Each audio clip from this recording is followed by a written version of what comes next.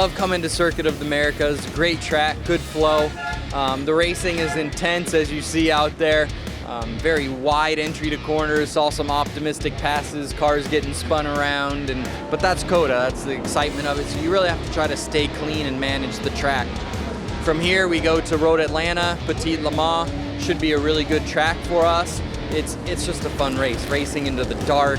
They always have a good crowd, great fans. Really looking forward to finishing out the year strong. From last year to now, it's a night and day difference, and that's just you know, huge boost to the engineers and the crew for developing the chassis in a way that's, you know, night and day difference. So yeah, the pace was unbelievable, and it was really hot in there, but it was, you know, just almost unbearable to your body.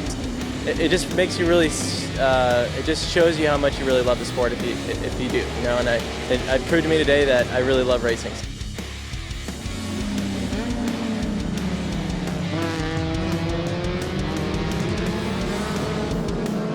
Steven McAleer and Chad have done a fantastic job. Steven's come up through the Mazda Sportscar ladder program, if you will, the Mazda Road to 24. Chad was actually a circle track driver, now turned road racer thanks to a day in a Spec Miata. To have 3 cars in the top 3 in qualifying, and to have a car finish second on the podium and also in 4th is exactly what we expect for the MX-5, both here at Circuit of the Americas and tracks like it.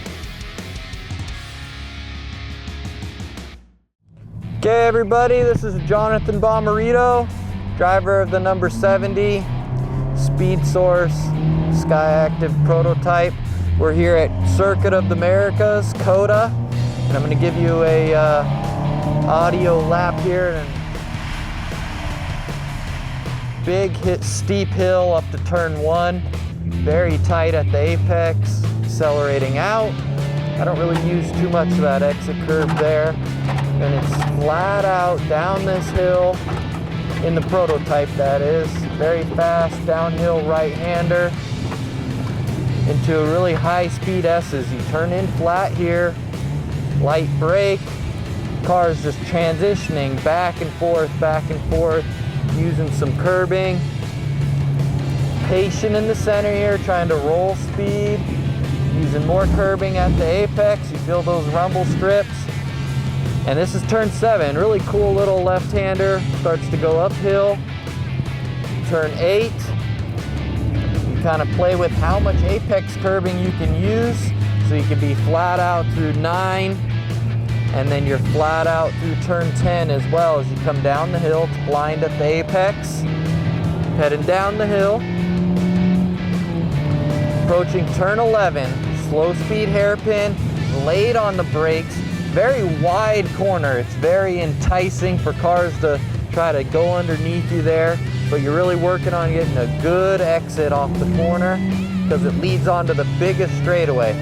It's uphill here for a second, kind of goes over the rise and then back into a downhill braking zone.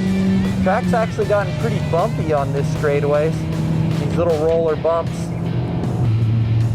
Don't feel too much. The prototype to beat you up pretty good. Prototype, we're braking really late down here at the 100 board. Hard braking, downhill. And you're really trying to maximize the braking zone and rolling speed through the center. Not as focused on your exit because it doesn't lead to a very big straightaway. We call this kind of the stadium section over here. Turns 13 and 14. And then 15 as we're approaching. This is a really unique corner. It's bending and braking down to this slow speed left-hander. That's turn 15. Accelerate hard off of here, and you go into a triple apex right-hand corner. High speed. For second apex, balance the car in the center. Down to your last apex. And right here, you're moving pretty good. Car forces you out to the outside of the track. This is my favorite corner, turn 19. And then you have the last corner on the track. We're gonna dip into the pits. The pit lane, you're always trying to maximize to those pit signs. And that's a lot of fun. That's a lap of Circuit of the Americas. Thanks for riding along.